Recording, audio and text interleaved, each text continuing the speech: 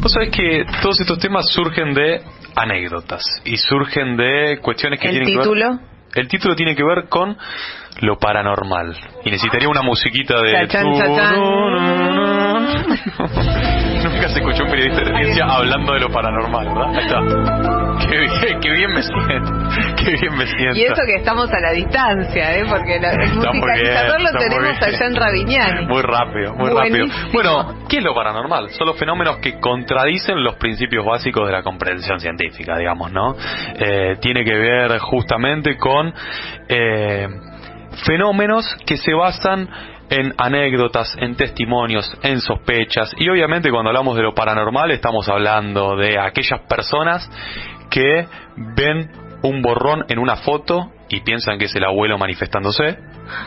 Son aquellos que ven nubes y ya piensan que hay un mensaje divino. ¿Te acordás Maradona? Me acuerdo de Maradona.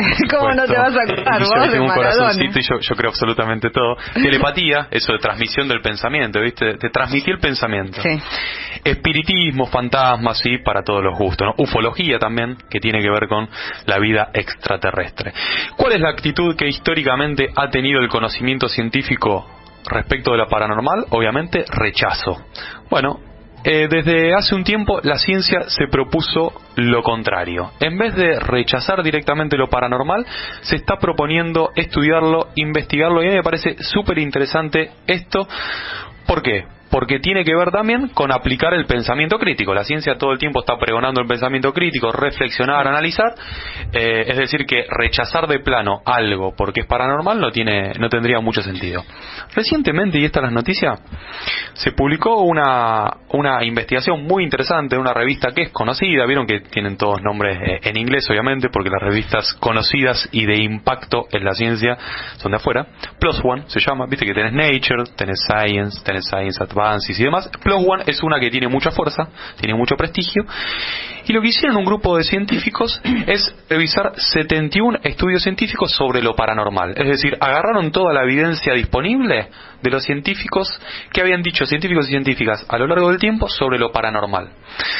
Y llegaron a algunas conclusiones respecto de la gente que cree en lo paranormal. ¿Cómo es esta gente que cree en lo paranormal? La primera conclusión o la primera aproximación a lo que llegan es que en general la gente que cree en lo paranormal es gente que tiene una comprensión errónea del azar. Es decir, algo sucede al azar y ya enseguida están viendo, bueno, esto es porque me tenía que pasar, esto es porque me están mandando un mensaje de otra parte. Viste que está como muy desplegado esto de soñé en un número, bueno, andá y jugalo a la quiniela. Sí. Todo este tipo de cosas tiene que ver con una comprensión errónea del azar.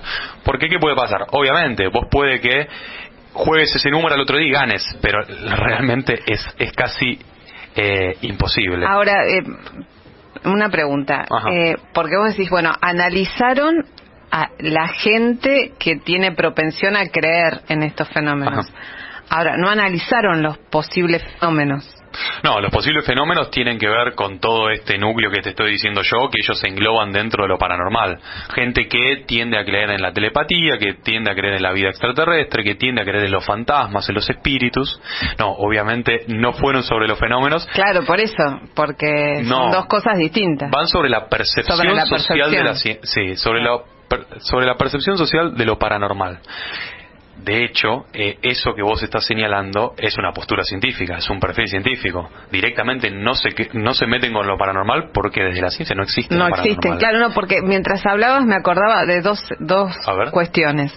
Una, cuando fue la tragedia de los Andes, que ustedes, acá los dos caballeros no habían nacido, pero estaba esto que ha venido a consultar a videntes para ver si había posibilidad de que estuviesen vivos.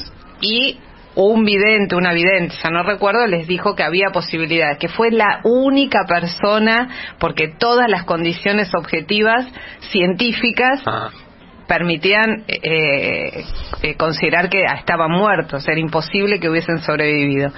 Y por otro lado me acuerdo de una historia muy de pueblo, pero que era cierta, en General Rodríguez, cuando uno de los entonces dueños de la empresa láctea que está radicada ahí, tenía lo que todo el mundo conocía que era el brujo, que era un señor al que le pasaban los currículum de los que se postulaban para entrar.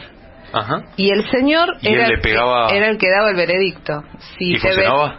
Y no sé si funcionaba, si el señor aceptaba... No era el empleador, ¿no? No era el empleador que tomaba a la gente. Era como la visión... Mirá, paranormal. Es decir, vos armabas tu currículum. No era un gerente de recursos humanos. Era un señor que veía otras cosas, qué sé yo, que lo cual suena delirante, pero existía. Sí, seguro. Bueno, a ver, yo no voy a emitir ninguna opinión sobre lo paranormal y la tendencia. Simplemente voy a decir cómo es que esto comienza a investigarse a partir de la percepción social, que la gente que tiende a creer en este tipo de cosas. Un segundo punto, más allá de esto de la comprensión errónea del azar, tiene que ver con que en general se da más esta creencia entre quienes saltan directamente a las conclusiones, ¿no? Que tienden a pensar directamente en las conclusiones más allá de analizar muchos datos. Por ejemplo, si un mentalista está levitando, es porque tiene poderes. Bueno, a ese mentalista le tendríamos que hacer varias preguntas, cómo es que levita, qué fenómeno está jugándose, pero en general se da en esto, ¿no? Es gente que no aplica demasiado el pensamiento crítico o que quizás no se interroga tanto. Es decir, ve, cree y ya. No, lo mismo cuando uno ve un truco de magia. Uno aplaude al mago, le cree el pacto ese de magia, se divierte con la magia, pero cuando uno empieza a hacer muchas preguntas, se cae un poquito todo eso. ¿Por qué es importante hablar de este tipo de cosas? Porque lo paranormal tiene directa relación, directo vínculo con las teorías conspiranoicas, ¿no? Que ya se ponen en juego y ya comienzan a jugar como un trasfondo más político. Más político, ¿por qué? Porque empieza a ver cómo este tipo de fenómenos paranormales en algún punto pueden llegar a modificar la vida de mucha gente.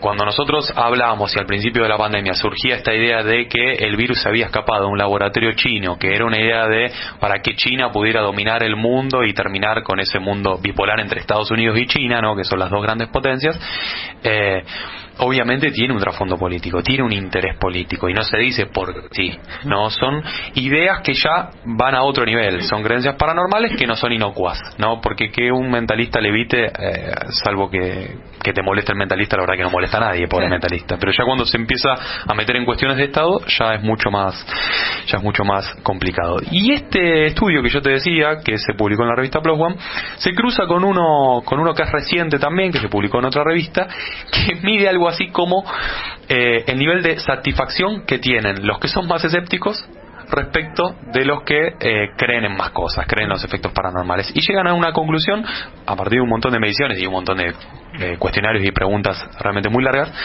que los que creen en más cosas, creen en cuestiones paranormales, son mucho más felices que los escépticos. Sí. Y esto es así, esto va de suyo, vos me dirás, Norita, no hace falta una investigación científica para llegar a eso, pero la realidad es que hay investigación científica para todo. Claro, bueno, Marx lo había evaluado ya. Lo había visto ya no hace unos 200 años. No eran los fenómenos paranormales, pero más o menos, ¿no? Entonces, si uno habla de percepción social de este tipo de fenómenos paranormales y por qué tiene tanto gancho en mucha gente, es justamente porque no solo miden lo racional, sino también lo emocional. Dice Diego Golombek, un divulgador que nosotros leemos mucho porque es muy talentoso y porque comunica bien, que la ciencia tiene que aprender mucho de la comunicación que se hace de los fenómenos paranormales y de las cuestiones que a priori son no científicas. ¿Por qué? Porque transmiten con emoción. Es por eso que en muchos casos los antivacunas, unos dicen, bueno, en Argentina afortunadamente son muy poquitos, pero son ruidosos, ¿no? Bueno, son ruidosos porque también transmiten, ¿no?, con emoción. Y siempre da este ejemplo a una madre que no quiere vacunar a su hijo, por más evidencia científica que un médico le muestre, si tiene miedo no lo va a vacunar. Entonces también la ciencia tiene que ser capaz, y la comunicación de la ciencia tiene que ser capaz de comunicar sensaciones, de hacer una comunicación de la ciencia más humana. Estamos en la Feria del Libro, así que me fijé qué libro tenía que ver con todo esto y metía lo paranormal, lo racional. Y es el libro de Soledad Kereilak, Soledad Kereilac, investigadora, ¿no?, del CONICET, y tiene un libro que es muy emblemático, que ya se publicó hace bastantes años, en siglo XXI, que es Cuando la ciencia despertaba fantasías, prensa, literatura y ocultismo en la Argentina de entre siglos. Entonces analiza qué decía la prensa de ese momento y cómo se dan estos fenómenos, porque uno debe pensar que los científicos no creen en lo paranormal, ¿no? Si hay alguien que no cree en lo paranormal son los científicos. Bueno, uno de los decanos de la UBA a fines del siglo XIX, lo que hacía era celebrar sesiones espiritistas en las mismas instituciones universitarias. Entonces ahí se ve cómo se da la mixtura y cómo lo científico y lo no científico está mucho más mezclado y mucho más combinado de lo que se cree.